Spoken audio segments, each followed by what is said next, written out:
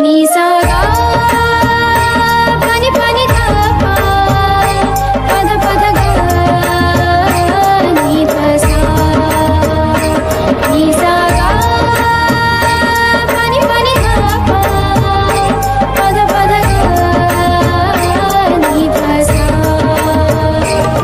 ही गाथा अस्तित्वाची शौर्याची पराक्रमाची ही गाथा अस्तित्वाची शौर्याची पराक्रमाची या मातीमधल्या कणाकणातील मौल्यवान रत्नांची या मातीमधल्या कणाकणातील मौल्यवान रत्नांची कर्तृत्व इथे गगनाला भिडे परिमोल जाणून घेऊ व्यक्तिविशेष नमस्कार. Radio MPSC Guru spreading the knowledge powered by spectrum अकॅडमीमध्ये तुम्हा सगळ्यांचं स्वागत. मित्रांनो, आपण व्यक्तिविशेष या सत्रामध्ये सामाजिक, कला, क्रीडा, विज्ञान आणि इतरही क्षेत्रात ज्यांनी स्वतःचं असं नाव कमावलं आहे अशा व्यक्तींची माहिती घेत असतो, अशा व्यक्तींचा परिचय करून घेत असतो. आज आपण राष्ट्रभावनेचे जनक बंकिमचंद्र चट्टोपाध्याय यांच्याविषयीची माहिती ऐकणार आहोत. भारतीय कादंबरी लेखनाचा पाया घालणारे पहिले कादंबरीकार, कवी, संपादक, तत्वज्ञ आणि वंदे मातरम या राष्ट्रगीताच्या लेखनाने तमाम भारतीयांच्या मनात राष्ट्रभावना जागृत करण्यास मोलाचा वाटा असलेल्या बंकिमचंद्र चट्टोपाध्याय यांच्याविषयीची माहिती आज आपण ऐकणार आहोत. 18व्या शतकाच्या उत्तरार्धात इंग्रजी राजवटीने भारतात पाय रोवण्यास सुरुवात केली. त्याचवेळी सुधारणांचे वारेही देशाच्या काही भागांमध्ये वाहू लागले.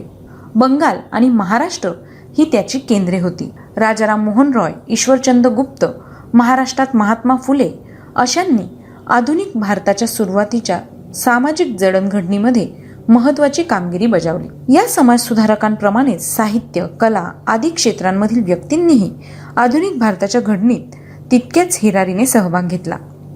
अशा साहित्यिकांमध्ये बंकिमचंद्र चट्टोपाध्याय यांचं नाव अग्रणी होतं.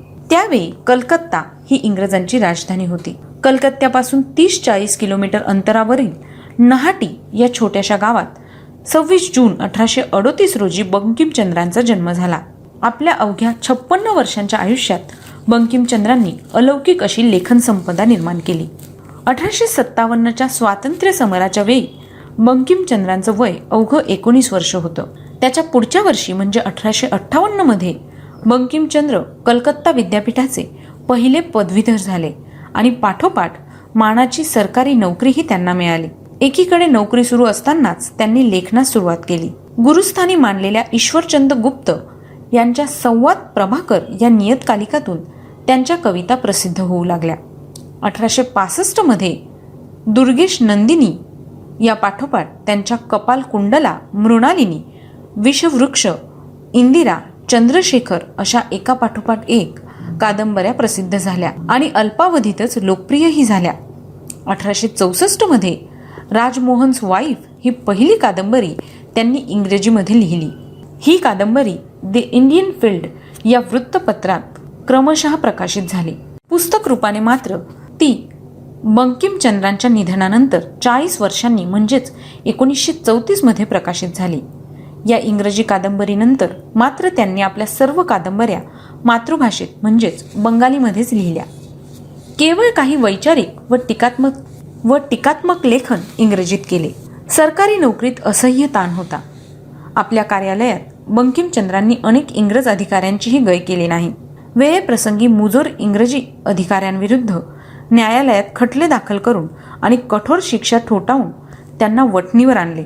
परंतु बंकिमचंद्र हे अत्यंत कार्यदक्ष अधिकारी असल्यामुळे इंग्रज सरकारला त्यांच्या विरुद्ध कोणतीही कार्यवाही करता येत नव्हती. पण तरीही सूड म्हणून इंग्रजांनी त्यांच्या सतत बदल्या.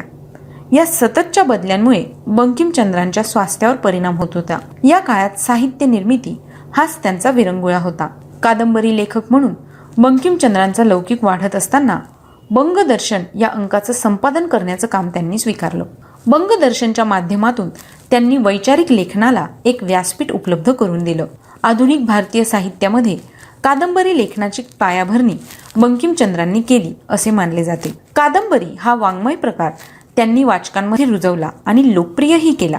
बंकिमचंद्र मायकेल मधुसूदन दत्त आणि शरदचंद्र चट्टोपाध्याय यांनी बंगाली वाङ्मयसृष्टी समृद्ध केली. त्यांच्या सुरुवातीच्या काही कादंबऱ्या सामाजिक आणि कौटुंबिक विषयांवरच्या होत्या, पण पुढे मात्र चंद्रशेखर, राजसिंह, आनंदमठ अशा ऐतिहासिक पार्श्वभूमीवरील कादंबऱ्या त्यांनी लिहिल्या. 1882 मध्ये पुस्तक रूपानं प्रकाशित झालेल्या आनंदमठ या कादंबरीने भारतीय स्वातंत्र्य लढ्याच्या इतिहासाला पुढच्या काळात एक वेगळे वळण दिले. आनंदमठ ही कादंबरी आशयदृष्ट्या जेवढी समृद्ध आहे तेवढीच वादग्रस्तताही या कादंबरीने अगदी आत्तापर्यंत निर्माण केली आहे. आनंदमठ आणि वंदे मातरम ही एकत्रित बांधली गेलेली एक अजोड कलाकृती आहे. 1875 मध्ये लिहिले गेलेले वंदे मातरम हे गीत त्यांनी या कादंबरीत अत्यंत चपखलपणे बसवले होते. या गीताने पुढे इतिहास घडवला. स्वामी विवेकानंद, श्री अरविंद, सुभाषचंद्र बोस अशा अनेकांना आनंदमठमधूनच प्रेरणा मिळाली. देशासाठी घरदार सोडून योद्धे संन्यासी झालेल्या वीरांची कहाणी आनंदमठमध्ये आहे. 1920 मध्ये अलुरी सीताराम राजू या दक्षिणेतील एका तरुणाने लहान वयातच संन्यास घेऊन आनंदमठमधील लेखनाप्रमाणेच आदिवासींचा सशस्त्र लढा उभारला. बंकिमचंद्रांच्या कादंबऱ्या सर्वाधिक लोकप्रिय झाल्यामुळे त्यांच्या इतर साहित्याकडे मात्र वाचक व जाणकारांचे बऱ्याचदा दुर्लक्ष होते. कमला कांतेर दफ्तर सारखे ललित लेखन त्यांच्या कादंबऱ्यांनी इतकेच श्रेष्ठ आहे. त्यांचे बंगदर्शनमधून लिहिलेले वैचारिक लेखही उदंड आहेत. वाङ्मयीन टीकाही त्यांनी लिहिली.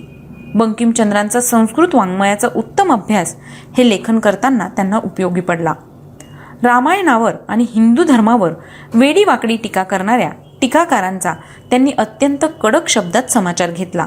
ईश्वरचंद गुप्त हे त्यांचे गुरु व त्यांचे परममित्र नाटककार दीनबंधू मित्र यांची चरित्रे व अप्रकाशित लेखन त्यांच्या निधनानंतर प्रकाशित करण्यात बंकिमचंद्रांनीच केवळ पुढाकार घेतला असे नाही, तर त्यांच्या वाङ्मयावर त्यांनी स्वतः अभ्यासात्मक प्रस्तावनाही लिहिल्या. अखेरच्या काळात बंकिमचंद्रांचा ओढा अध्यात्माकडे वाढला होता. आनंदमठ कादंबरीत शौर्य आणि अध्यात्म यांचा अपूर्व संगम दिसतो. पुढच्या काळात गीतेच्या अभ्यासामुळे बंकिमचंद्रांचे लेखन आध्यात्मिक प्रकारचे होऊ लागले.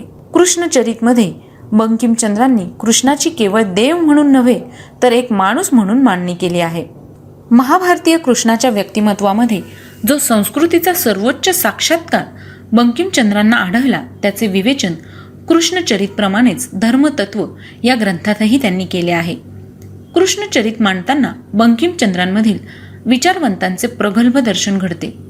गीतेचा अनुवाद आणि त्यावरील भाष्य यावरचे लेखन बंकिमचंद्रांनी सुरू केले होते.